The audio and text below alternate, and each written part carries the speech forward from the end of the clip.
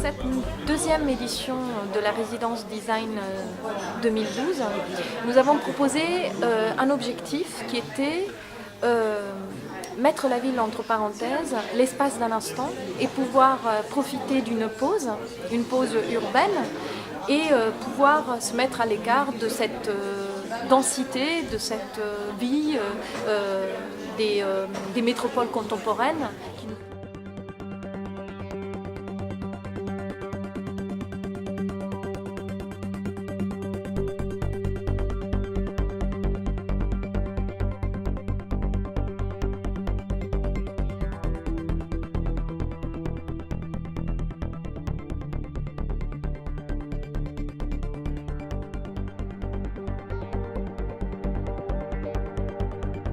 Les 5 designers ont été accueillis pendant 5 jours.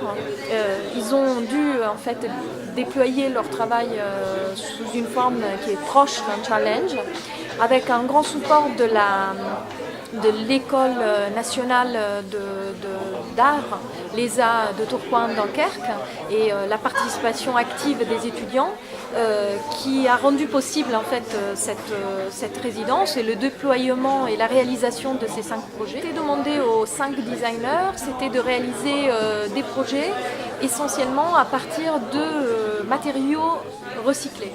Et l'idée, c'était aussi pour être en phase avec une ville qui puisse générer, qui puisse se produire de elle-même. Le lauréat de la résidence Design 2012 va recevoir en fait un prix de 3 000 € et surtout une enveloppe de 10 000 € pour pouvoir développer à une échelle industrielle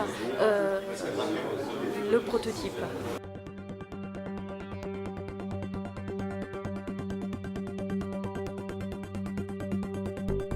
Je m'appelle Isabelle Daéron, je suis designer. Pour cette résidence, j'ai conçu ce dispositif qui est en fait un miroir de ciel qui fonctionne avec de l'eau de pluie. Donc plein jour, on a le ciel qui se reflète sur la flaque et qui circonscrit, qui définit quelque part un espace de contemplation dans la ville. Donc la suite du projet, ça va être la phase de prototypage, de développer plus précisément tous les détails du projet pour faire en sorte que la proposition soit industrialisable et donc reproductible à plus ou moins grande échelle. La suite du projet, ça va être donc un long développement, un parcours par Helsinki et puis surtout toute une phase en fait, de recherche pour trouver les bons matériaux éco-conçus pour proposer un projet qui soit viable et viable dans l'espace urbain à long terme.